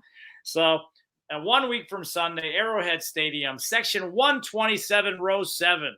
That Bills defense is playing good. I got them on my fantasy team, and you should know that because I beat your ass in fantasy. Couple weeks, I snuck through the back door. You almost lost, and you were beating me by I snuck through the back door. I needed 20 points from Ezekiel Elliott on Monday Night Football, and somehow I had no confidence whatsoever he was going to get it. And then the dude was like gangbusters to start the game. So got lucky and beat you out that way. But I absolutely crushed my bets the last 2 weeks. Obviously I do a couple, for the show, and I got my game day picks, but there's more picks that I do. And I only lost one bet all last weekend with NFL. And that's very unusual because I bet a little bit more than usual because I did good the week before. Usually I don't even start rolling until week 4. That's when I feel real confident where things are kind of settling and the reality is starting to settle in for teams and the newness of the season is over. So, hey, sometimes you got a back door when we're talking gambling and fantasy or even spooning notes. You just never know. Sometimes, you got the back door is the only option. I don't know what to tell you. If the Bears win more than 5 games, I'm gonna be spooning with old Will here. Man, that pitcher's intense. What's going on? Are you scared? Does this put fear into your heart? Not really fear, but it's intense pitcher. Yeah, it is intense. You're right about that. We had him on the show. This is Will, of course, and famously known as Triggered Will. We had this up on the show when we were doing. Yes, that's right. Yeah. He came on for the fantasy draft show and was talking up a storm. So now he's been putting a lot of different motivational tweets and different things. I like to add this little graphic at the bottom to give him a little shit, but he's been showing different parts of his life on Twitter, soccer and working out, and this was his angry face after the Bears had lost. And I was just so grateful that he's posting these because it's just great content for the show. So this is Triggered Will, and he strikes fear. If we could send this picture, maybe send this to Hallis Hall, to George McCaskey's desk with a shirt that says "Fire Matt Nagy." Maybe if he could wear the shirt, "Fire Matt Nagy," we write and give this exact same. If we could Photoshop the shirt onto, it obviously would have to be a tank top because you don't want to cover up the guns for Will. But yes, very intimidating. Single AirPod a thing now? I don't know. For Will, it might be. Maybe that's a fashion statement. Maybe he's telling us something. Maybe it's a signal. You got to watch out for those signals with Will. He's a scary guy. He's a scary guy. You just don't know. Who's I'm not criticizing. It's just a statement of fact, Chubbs. Will talks too much. I talk too much. Will makes me seem quiet. So I like having Will around because then people are less annoyed by me. So there you go. I don't know what to say. It's like a distraction mechanism. Moses Moreno. That's Moses. We've had some bad quarterbacks in our day. There he is, Moses Moreno. Is that Moses Moreno? That picture truly is the gift that keeps on giving. We don't even need to show ourselves on the show. We could just have this up the entire time, and I think our ratings would go through the roof because it's just so funny that the jokes are endless with that picture. I'm surprised he's not in the chat right now giving us shit, but we're not Black and Abdallah, so he's only going to give us so much love out here. If little kid was on, as I like to call him, he might. But we got to get on Black and Abdallah. Let's go! There they are, the truthers themselves. I was listening to their show last week. They've ball busted so many truthers in their day, and now all they talk about is the play calling and the head coach and the offensive line and the lack of the running game and halftime adjustments and all the excuses. Hey, I'm all for them. I don't want to blame the quarterback either because it's not a quarterback problem in this city, ladies and gentlemen. It is a head coaching problem, and it's one that needs to be fixed or he's going to be shown the door here, ladies and gentlemen, because these kind of numbers are unacceptable. Going back, this wasn't even to end the game. This was just going into the fourth quarter. This is how it ended. 45 rushing yards, so a total of 46 yards for the game. As bad as it gets. It said fewest passing yards since 1981. Like, how on earth is it not the fewest passing yards in the history of the franchise? Yeah, they have zero or negative passing yards.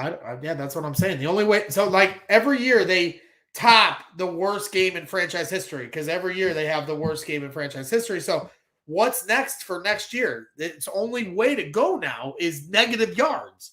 So I truly don't know where it can go from here, but I truly, hopefully this is the bottom floor. This is rock bottom, right. And we can see what happens. We were asked in the chat before we move on to our Johnny B for 3 segment and let Johnny get his picks in.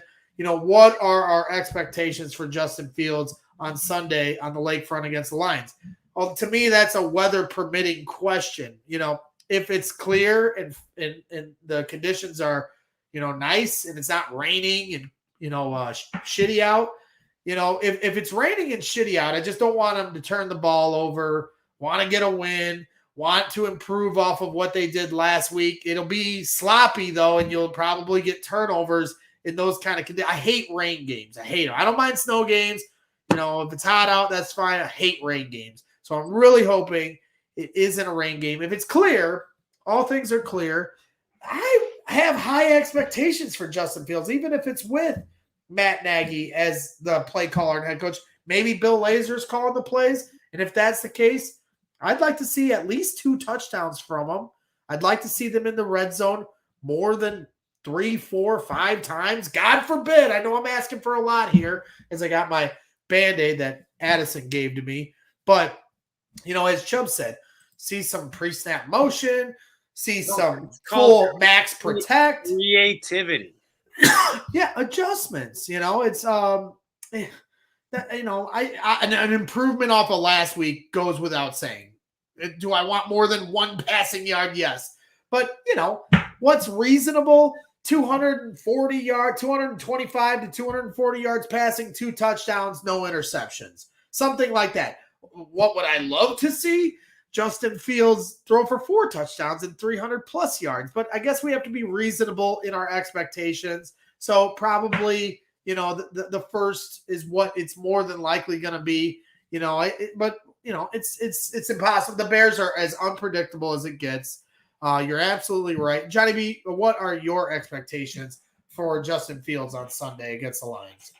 Well, you got to obviously somehow get the team and him in general to just wash your hands of whatever that was. Obviously, I hyped the pass rush of the Cleveland Browns. I saw it live myself.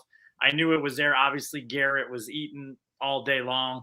Yep. So you just move on from it. You got to roll the pocket, maybe some quick slants. If you want to get the ball out of his hands quick, go to some quick slants where the guy's actually moving forward instead of curling back or throwing sideways every time. Set up a couple of organized, screen passes to Montgomery or maybe even Damian Williams there out of the backfield. And let's get the ball down the field. And then you got to take some shots. You got to take a couple shots, get some max protect, and push the ball down the field a little bit. You really got nothing to lose, to be honest. And there's only one way to go, which is up from that performance last week. Yep, 100%.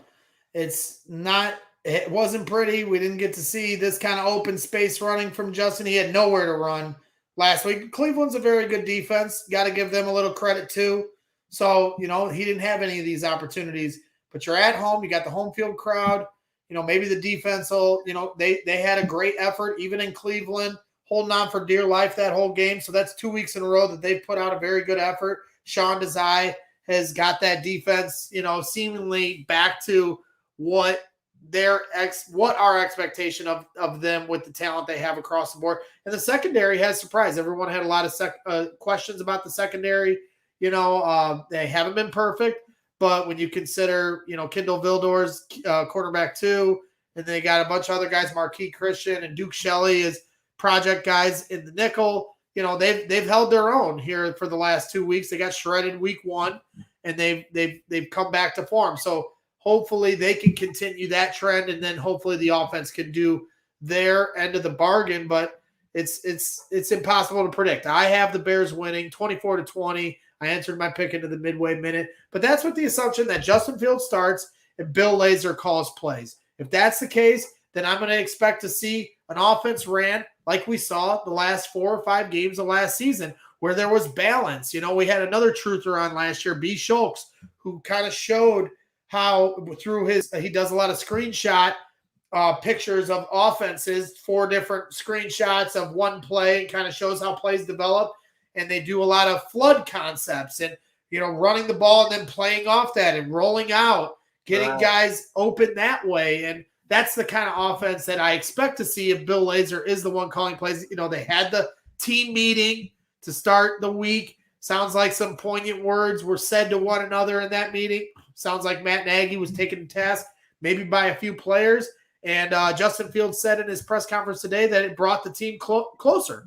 So maybe we'll see that. If Andy Dalton is in, I'm a little worried because of his health, but if I'm being fair, the last time we saw Andy Dalton, he looked okay. I mean, he had the touchdown to start the game. It was he was scripted play, whatever excuse you want to make, but he was playing well. And I think that Andy Dalton would have beaten the Bengals that day if he had played the whole game.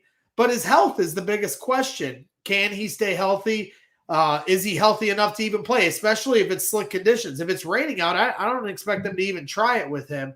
Why they would try it at all, if it was me, I wouldn't.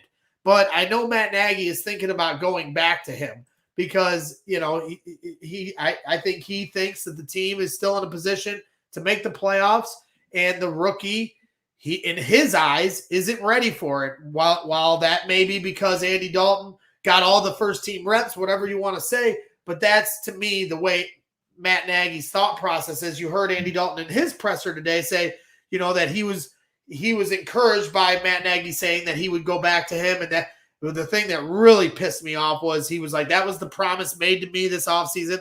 That pisses me off. Like, yeah, you might have had a promise in the offseason when you signed that contract. You might have even said to the Bears, I'm not coming here unless you let me be the starter. But as soon as Justin Fields is drafted, that changes. And if you're a head coach with any kind of balls and any kind of, intestinal fortitude, you're honest with that guy and say, look, Andy, I know we made a promise to you, but this is our future of our franchise, and we got to make sure we do right by the team before we do right by an individual player. No player is above the team. And if just because some promise was made, I understand you're going back on your word, but you also have to be fair if you're Andy to the situation. And I think he has been for the most part. But some of this whole talk about promises, there's no promises in sports, life, anything. And, if you don't like it, they'll find a way to trade you to another team if you can't handle it. They have Nick Foles sitting back. You think he enjoys being a third string quarterback? He won a Super Bowl for the Eagles. So, it is, at some point, that's your name gets called to be a veteran backup, and maybe that's your time right now, Andy, with this team. and maybe not. Maybe Nagy's going to put 80 out there, and then they beat the Lions. But am I gonna let a win against the Lions change my whole trajectory on my thinking with this team? No, I won't be fooled by a Lions win. The Bears always get right against the Lions. Yes, they've played scrappy here these first few weeks, but it's always the get right Lions game. Now, if the Lions were to beat the Bears, maybe it's the apocalypse and Matt Nagy's showing the door. I highly doubt it. I don't think George McCaskey will do that. I think it would take 3 or 4 more losses in a row. And if they lose to the Lions, those very well can come, with the Raiders and the Packers and the Buccaneers coming after the Lions game. But I don't think there's going to be any firing after the Lions game. So I'm rooting for the Bears to win, not rooting for the Bears to lose, Chubbs, so Matt Nagy gets fired. I know some Bears fans are at that point. Chubbs is not at that point. Chubbs never roots against the Bears, so I'm not trying to put any words in his mouth. Yes, the Lions have a very good rushing game. DeAndre Swift from Georgia, he's been playing really well. So we'll see what happens.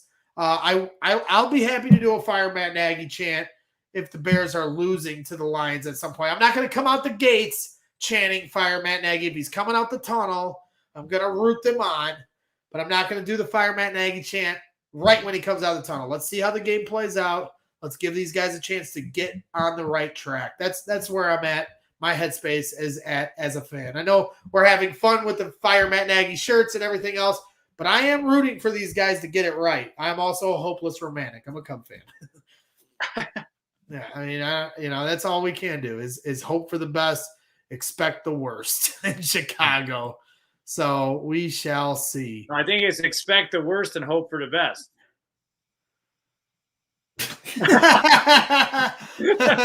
But not in Chicago. You hope for the best, but you expect the worst, so you don't get your hopes let down. So, I agree. I think Matt Nagy's in total CYA mode. Cover your ass. Derek's got the Bears losing 24-17. And if that happens, the Bears might go on quite a bit of a slide here. And then my bet with Will of the over-under of 5 games will start to get very interesting.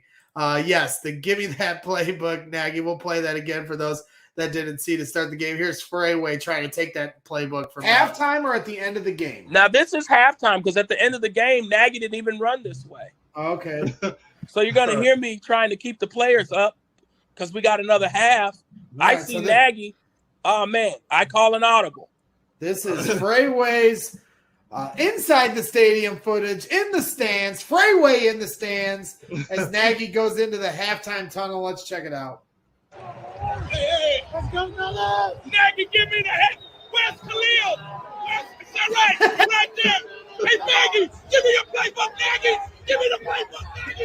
Give me the playbook, Nagy. Hey, Rook, you doing? Give me that playbook, Nagy. That is a great line. Great line. Right in front of Justin, too. Things are going great in Chicago. And I'm sorry,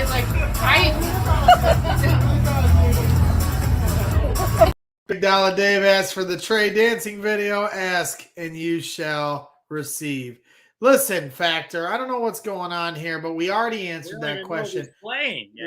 Yeah, we already answered it, but I'll let you give this the short synopsis. 2 touchdowns, 225 yards, no turnovers, please. But I also have no idea what to expect from the Bears. After last week, I expected the Bears to win last week, and they had 1 passing yard, so don't listen to me. Yeah. So before we move on to our next segment, I do want to give a shout-out to our guys over at FanBags, our official sponsor here at Brags in the Stands, our first ever sponsor. We've started to stack up the sponsors. Everybody wants to get on board here at Brags in the Stands. But FanBags Cornhole has been here since the start. Our guy Brian Potter does great work. We'll be doing more bag shows here in the future. But keep on the lookout for those as I squirm to find my lines for this readout as always.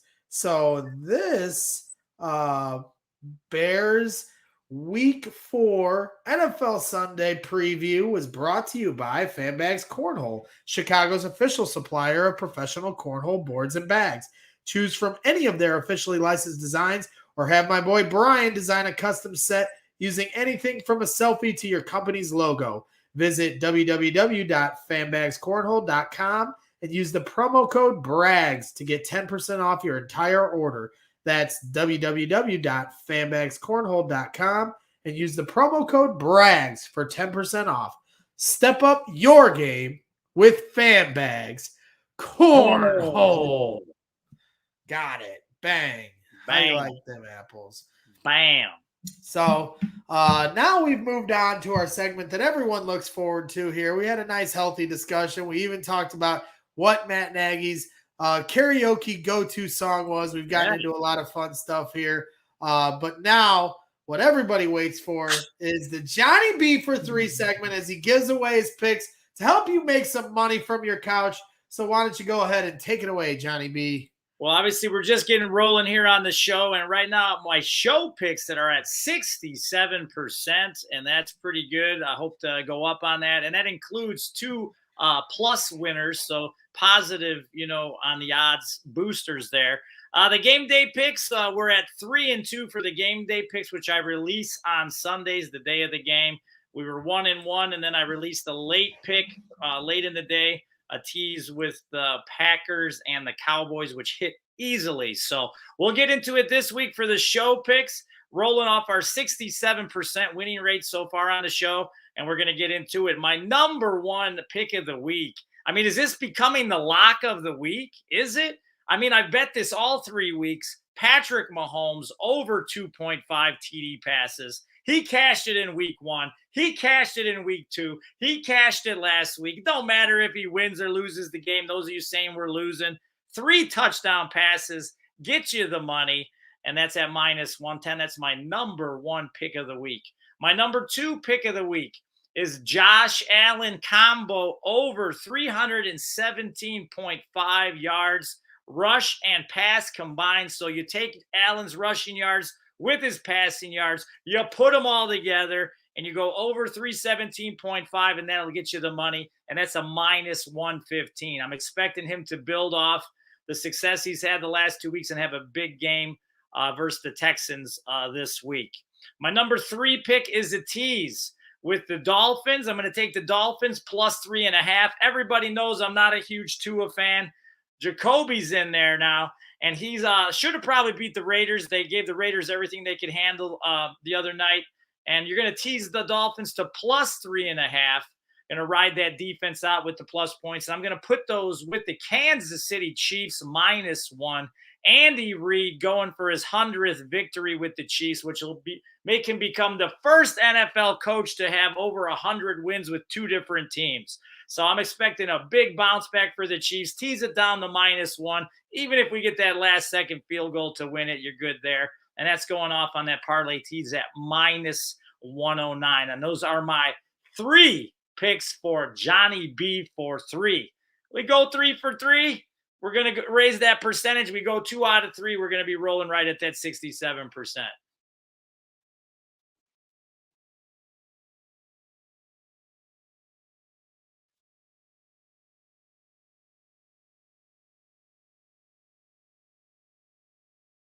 See, I had the mic muted on my computer screen and not on my microphone, and I got that confused because I am a dumbass, as my boss affectionately calls me every single day. I mean, is Patrick Mahomes 3 touchdown passes? I mean, is that like the easiest money made? I mean, I've cashed that 3 times already this year, and it's easy money, baby. I'll tell you. Yeah, the Factor's calling it easy money as well. Yeah, he gets 3 touchdowns in his sleep. I mean, this at -110, they put the odds down a little bit. $110 will win you 100. It was at plus odds, I believe, the first 2 weeks at like +105, something like that. So they knocked it down to -110. I still think there's a lot of value there. I think that he's going to absolutely go off this week. Well, it's like either way you slice up a game because they have been struggling, teams. But when they fall behind, Mahomes just goes in chuck it mode. Yeah. And they get their touchdowns that way. You got dynamic talent across the board: Tyreek Hill, Travis Kelce, and everybody else. That Demarcus Robinson. I love that dude. So he's got, and then when they're up, it's no different. They don't really ground and pound when they're up. They move the sticks through we don't the really air. ground and pound ever, to be honest with you. A lot of people don't love Clyde Edwards-Helaire as a fantasy option. I know Jake has kind of been like, it's been up and down for him. He had a great game. He had a great last week, so he got right last week. But they go through the air, so it's not always a guarantee that a guy, when they get in the red zone, they're not really typically going to their running back. But if you have anyone on the Chiefs offense, you're going to be all right. Don't forget, we just signed Flash. That's what I was just about to ask you. You're segueing greatly right into the next question I wanted to ask you. And Josh Gordon, a guy that has had his ups and downs in this league, more downs than ups, but premier talent. Just got off the suspended list and now makes his way over to Kansas City. What are your expectations for Josh Gordon? Because he didn't get picked up in our fantasy league, which his winner's taking home $1,500. So this is big money we're playing for now in our fantasy last second league. So why didn't you take a move on Josh Gordon? What are your reasonable expectations for the Flash here? I already have Tyreek Hill on the lineup. That's true. I don't want to get too crazy, but it's a very minimal to no risk on it. Obviously, he was getting in trouble a lot for weed. The NFL has dropped how harsh they are with weed now, with it being legal in a lot of states. So the guy served his suspensions. He served his time. Obviously, he had some issues. I think he feels like the family atmosphere, the locker room is in Kansas City, that could be a good place for him to stay on the right path. A head coach that demands a lot of his players, but he's still a player's coach in a lot of ways too. And I feel like that smaller market might be what he needs to get himself back on track. He looks shredded. I mean, the guy is just chiseled and ripped still. He was at practice. They showed some video. He looks good in the red, so, I don't have too high expectations, but even if he catches, 30, 40 balls, 400 or 500 yards and a handful of touchdowns, and then maybe gets hot in the playoffs. I mean, how can you go wrong with just putting another weapon out there? It's worth a flyer. I mean, look at the rich get richer. Look at Tom Brady and the Bucs last year picking up Antonio Brown. These guys are premier talent. Obviously, Antonio Brown's had a much stellar career in the league. Josh Gordon has been off and on the suspension list. But Josh Gordon, premier talent, especially when he first came in. Those days are long gone. But you get on a team like the Chiefs with all the talent across the board, he's not expected to do much. You have Patrick Mahomes throwing to you. It's a lot of protection around him. They have the right culture to take in a guy like that and let him kind of just grow on his own terms, at the point of his career he's at. Right. So it certainly will be interesting. It wouldn't surprise me in the least if in a couple of weeks he's the hot fantasy commodity because, the Chiefs are the gift that keeps on giving, whether you're gambling, at the sports book or, with one of your players on your fantasy team. They're always in the red zone and they're always trying to mix it up and do different things. Patrick Mahomes and Andrew Reid love, trying to hit as many targets as possible. They're not just eyeballing one guy. I think he's going to debut. A lot of people are saying, 3 weeks, 4 weeks. I think he's going to debut next week when I'm there for the Bills game. I don't think he's going to play the whole game and do all that, but I think they'll get him in there for a handful of plays in the red zone.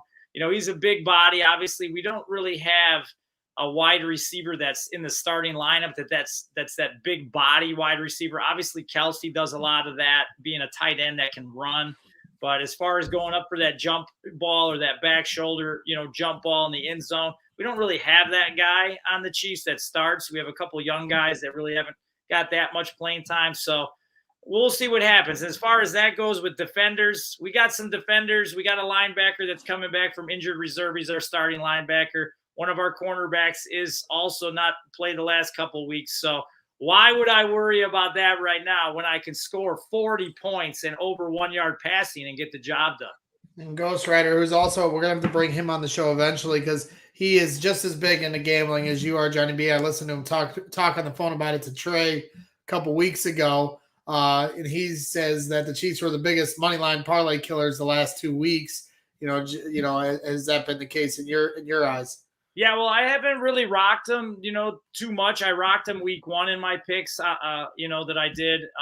But I kind of stay away from them when they have the big lines. Money line is one thing. If you get, if you're going Chiefs money line when they got a 7 or 8 point thing, you almost have to have 3 teams to make any kind of good money. So it is true. That is the word on the street. And obviously Vegas has showed that they have killed a lot of the parlays.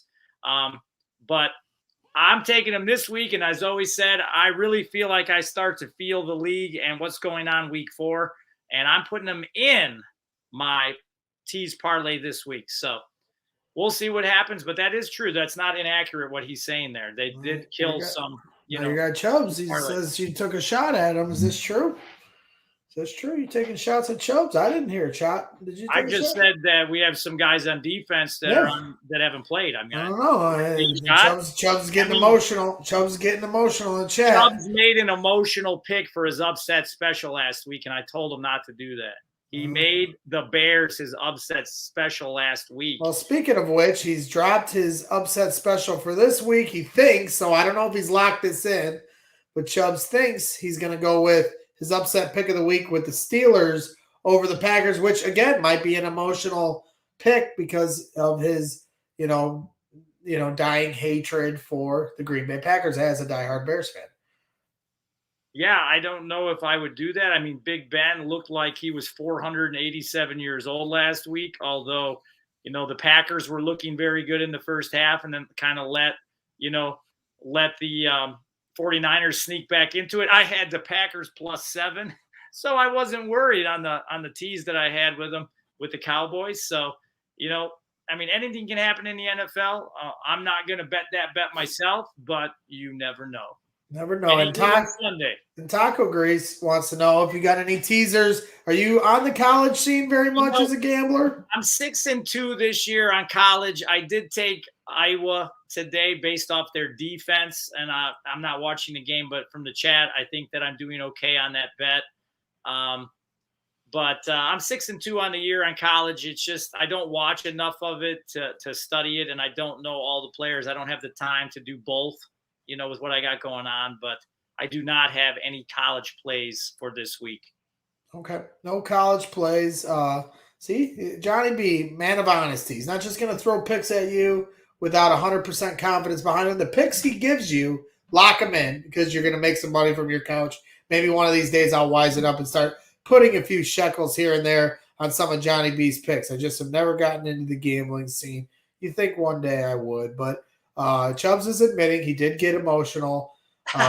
He was going to pick the Bengals, but he ended up picking the Bears, and that ended up not going well for him. So we shall see for what holds for the Bears versus the Lions, the Packers and the Steelers. Ghost Rider agrees. Big Ben looks toast. So we shall see what happens there. We got Browns odds to beat the Vikings are pretty decent to bet on. The factors throwing in there. So everybody's kind of getting their picks advice in here. That was a game I was kind of looking at. Like, obviously, Kirk Cousins is actually playing really well with his numbers. They could have easily beat the Cardinals. The kicker, as usual for the Vikings, choked the field goal. Oh, man. But I believe, let's see, let me look it up real quick here. The Vikings are actually underdogs at home versus the Browns. So that one, if you took the Vikings in the money line and they held serve at home, you could make some money there. I'm not going to make it an official pick, but that's definitely a game that I'm looking at. Obviously the Browns coming off that win versus the Bears. The offense, it didn't look great as far as the passing game. I know they kind of let Kareem Hunt chew them up a little bit there to run the clock out. I understand that, but that's kind of a game that interests me. I'm not really sure what I'm going to do, but it just surprised me that the Vikings are home dogs, after playing pretty well the last couple of weeks. Sure. So. And yes, the Vikings always disappointing. Tradition unlike any other, like the Bears passing offense. Well, just remember, it's not whether or not you win or lose the game. It's whether you get paid. Okay. You just got to have the points the right way. And Big Dollar Dave wants those horns going. Sorry, Trey Tunes isn't here, so no horns for those loyal listeners in the chat. Tell Trey to get in here. He's probably working. I asked him if he wanted to come on tonight, but Friday nights are normally busy for Trey. But we appreciate everybody tuning in and having fun here with me and Johnny B. I think that about wraps things up for tonight. We've pretty much covered all our bases, so to speak. We shall see what the Bears have in store for the Detroit Lions, but excited for the opportunity for the Bears to move to Arlington Heights. A lot of space and opportunity over there for a hotel, a casino, everything else. That tailgating room. A lot of tailgate, a lot of room for activity at Arlington Heights, and you even still get a little shot of the skyline, as was shared on Twitter here earlier this week. So there you go. You got Arlington Heights prospects, so that keeps Bears fans in a good in a good mood for a minute. We're all getting what we finally want, a state-of-the-art stadium. Hopefully they don't screw it up, and it's something to the level of SoFi. We deserve that. New York, Chicago, LA, the three biggest cities in the USA. And if we don't have something to the standard of what SoFi brought, I mean, the amount of money that they had to spend in LA, it's not the same kind of money you would have to spend in Arlington Heights. So I expect this stadium to be just the same caliber of a SoFi. I'm not settling for less. I like Lucas Oil. If that's what they end up with, I'm not gonna riot, but I will yes, be. You are. You're all about I might riot. I want state of the art. I want what Vegas has got. I want what LA's got. I want what Dallas got. I want, every time a new stadium is built, that's the most expensive stadium in the NFL. I want us to be the next most expensive stadium and village in the NFL. That's what I want. I want it to be a Bears Disneyland, 1,000%, and we shall see. Chubbs, we'll see if the fire Matt Nagy chants go, but I'm going to give the Bears, at least the first quarter before we start busting them out. But you can tune in for another Brags in the Stands post-game show as I get home from the Bears-Lions game, hopefully safely with the rain and everything else, and we'll share some footage. Real quick before we check out. Go ahead. I love like I said earlier in the broadcast about the inclement weather games. They're memorable. Are you a poncho guy? Are you going to wear a poncho if it rains? I mean, if it's pouring, I would. But I won't bring I won't bring a poncho. If somebody's got one on them, an extra one, and it's pouring, I guess I might throw it on so I'm not soaked. But you can easily just go underneath the awning if it's pouring and still be able to watch the game. And, if you've ever been to a game with me, I never sit down. So, we don't sit down at Arrowhead ever. Right. But I mean, not even stay in my seat. Like, I'm all over the stadium. You jump around. Yeah, I'm everywhere. Yeah. So, we'll see. Bear weather upon us. Could be cold and rainy here on Sunday. Poncho up and bear down. We shall see what happens. Another thing I do want to mention is our guys over at the Collector's Cave. Another one of our sponsors here. The show you see over my shoulder, our banner that we have for when we do their live shows, which we'll have more here coming up with Aramis Ramirez and Miggy Montero in November. And also, Johnny B, it's just been announced from the Collector's Cave, Thomas Jones in early November in Illinois. I'll have all the details for you here going forward, but Collector's Cave is going to have Thomas Jones, and I think he's going to be one of our first live guests to come on the show. We'll see. Those guys are extremely busy doing the signings and meet and greets.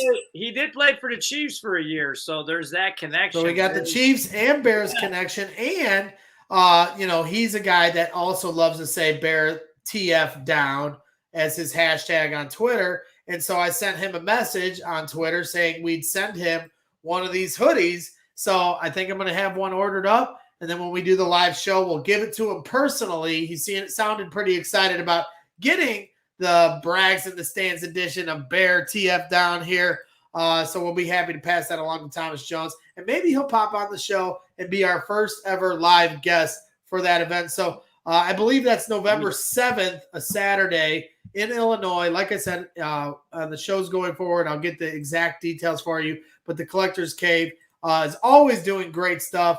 You can find all your sports memorabilia needs on www.thecollectorscave.com, and always stay on the lookout for announcements on upcoming autograph, public signings, and meet and greets with your favorite professional athletes, especially from Chicago. So that's what they do. And then I also want to mention that we are going to announce the giveaway for the Bernie's Book Bank giveaway that I've been promoting here on the show a few times. And if you haven't been paying attention, you can still have a chance to donate to Bernie's Book Bank. And we did the Unity Walk. David Kaplan and I last week walked 25 miles with Darren Utenek from Bernie's Book Bank. They do a lot of great work serving underprivileged kids from the Chicagoland area with books and resources to help provide them with, helping them with a better education and, stimulating their mind. We handed out books at an elementary school on the south side, and they were so excited, getting like a bag of like 3 different books. It was one of the coolest experiences I've had. Really honored to be a part of this 2 years in a row with Darren and David Kaplan. And the Collector's Cave was nice enough to donate 3 Hall of Fame signed jerseys that you have a chance to win. All you have to do is donate a minimum of $5 and then find the tweet that I put out on Twitter. You got to retweet it and at least post, if you don't retweet, whatever, at least post a comment showing me that you made a donation, and you'll have a chance to win one of these 3 signed jerseys between Dan Hampton, who we saw doing all the signings out in Michigan when we did a live show, Mike Ditka, the coach, and then recently inducted Hall of Famer Jimbo Covert. So 3 different opportunities at a signed jersey. All you have to do is donate a minimum of $5 and screenshot your donation to me. And so I know that you've entered in it and you'll have a chance to win. And there's the .com below where you go to donate. So really appreciate that. We're going to be announcing the winner very, very soon. The winners, plural, 3. So make sure you get your donations in and have a chance to win. So again, thank you, Ghost Rider. Posting www.thecollectorscave.com is where you can get your sports memorabilia needs. Shout out to them for making the donation once again. So again, that I think wraps things up for tonight. I said to Johnny B before the show, well, it's just going an hour, Johnny B. I got 2 mailboxes to lay tomorrow, but never happens here on Brags in the Stands. We always make sure we give you a full slate of a show. We didn't even have a guest on tonight. In our time, Johnny B, you and I doing these shows in the last year, I don't know how many times we've done a full show without a guest. Normally I have a guest in line, but, I've been, starting to think that, while I always love having guests on, that it's not a necessity, that I want us to be able to carry these shows and show our personality and do, and bring what we, it's always fun to have a guest on and bring on their perspective when the context is right. But at the same time, we don't need no stinking guests. We can do this on our own. So this man, yeah, Chubbs could have been our guest, but you playing. That's why. No, you can be a guest anytime. Anybody that's in the chat ever want to come on, you guys are always more than welcome. If a guy like Will can be on this show whenever he wants, anybody in the chat is more than welcome to be on this show. I know. If this maniac can be on our show, anybody can be on our show. So don't be shy. If you want to be on, feel free to ask, but Will's been on plenty of times. So time to shake it up and bring on other people as well. And shout out to Will. You don't want to come on our show. Trophies for all. He loves his participation trophies, but he doesn't want to tune in. We see how it is, Will. Make sure you guys all bust his ass for not being tuned in here tonight. He's probably somewhere with his shirt off playing his guitar. So, yeah, hey, Will looking like John Jones after a rough night. But yeah, again, thank you to everybody tuning in.